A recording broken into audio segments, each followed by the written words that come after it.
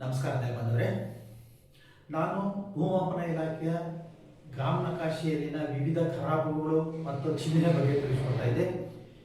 ಇವತ್ತು ನಾನು ಗ್ರಾಮ ನಕಾಶೆಯಲ್ಲಿ ಜೌಗು ಪ್ರದೇಶವನ್ನು ಹೇಗೆ ಗುರುತಿಸ್ತಾರೆ ಅನ್ನೋದ್ರ ಬಗ್ಗೆ ತಿಳಿಸ್ಕೊಡ್ತೀನಿ. ತಾವು ಇಲ್ಲಿ ಕಾಣಬಹುದಾಗಿದೆ, ಇದು ಒಂದು ಗ್ರಾಮದ ನಕಾಶೆಯಾಗಿದೆ. ಇದರಲ್ಲಿ ಈ ಚೌಕಾಕಾರದಿಂದ ಗುರುತಿಸತಕ್ಕಂಥ ಪ್ರದೇಶ ಜೌಗು ಪ್ರದೇಶವಾಗಿರುತ್ತೆ.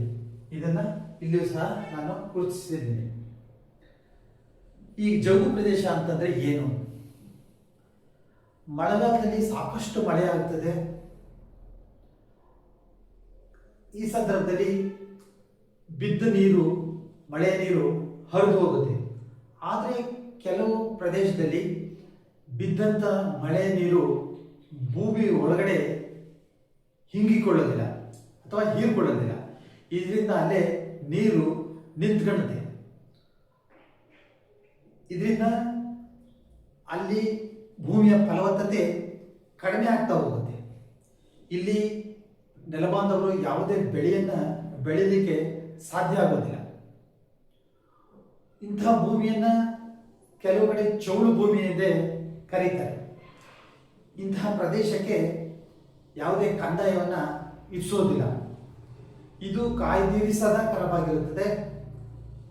ಕಾಲಕ್ರಮೇಣ ಈ ಜಮೀನಿಗೆ ಹಸನಾಗಿರ್ತಕ್ಕಂಥ ಮಣ್ಣನ್ನ ತುಂಬಿ ಇದನ್ನ ಅಚ್ಚುಕಟ್ಟು ಮಾಡಿಕೊಳ್ಳಲಾಗುತ್ತೆ. ಇಂತಹ ಪ್ರದೇಶವನ್ನ ಸರ್ವೆ ಸೆಟಲ್ಮೆಂಟ್ ಸಂದರ್ಭದಲ್ಲಿ ಜೌಗು ಪ್ರದೇಶವನ್ನ ಮಾರ್ಪಡಿಸಿ ಸಾಗು ಪ್ರದೇಶವಾಗಿ ಪರಿವರ್ತನೆ ಮಾಡಲಾಗುತ್ತೆ. ಆಹಾರದ ಕೊರತೆಯಿಂದಾಗಿ ಹೆಚ್ಚು ಬೆಳೆ ಸಂದರ್ಭಕ್ಕೋಸ್ಕರ ಅಣೆಕಟ್ಟುಗಳನ್ನು ಕಟ್ಟಿ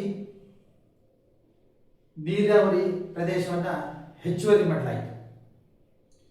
ಆದರೆ ಕಾಲಕ್ರಮೇಣ ಸಾಕಷ್ಟು ನೀರಾವರಿ ಪ್ರದೇಶಗಳಲ್ಲಿ ಸಹ ನೀರು ನಿಲ್ತಾ ಇರೋದ್ರಿಂದ ಮತ್ತು ಹರಿಯೋ ನೀರು ಜಾಸ್ತಿ ಆಗಿರೋದ್ರಿಂದ ಜಮೀನಿನ ಫಲವತ್ತತೆ ಕ್ಷೀಣಿಸ್ತಾ ಹೋಗ್ತಾ ಇದೆ.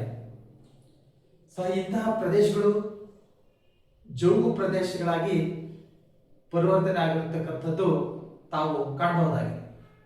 ನೆಲಮಾಪನಕ್ಕೆ ಸಂಬಂಧಪಟ್ಟಂತ ಎಲ್ಲ ವಿಡಿಯೋಗಳು ಫೇಸ್ಬುಕ್, ಥ್ರೆಡ್, ಇನ್ಸ್ಟಾಗ್ರಾಮ್, ಯೂಟ್ಯೂಬ್ನಲ್ಲಿ ಲಭ್ಯವಿದ್ದು ತಾವು ನೆಲಮಾಪನ ಎಂದು ಸಬ್ಸ್ಕ್ರೈಬ್ ಆಗಿ ವೀಕ್ಷಿಸಬಹುದಾಗಿದೆ. ಮುಂದಿನ ಸಂಚಿಕೆಯಲ್ಲಿ ಮತ್ತೊಂದು ಚಿಹ್ನೆ ಹಾಗೂ ಖರಾಬಿನ ಬಗ್ಗೆ ತಿಳಿಸ್ಕೊಡ್ತೀನಿ. ಅಲ್ಲಿವರೆಗೂ ನಮಸ್ಕಾರ.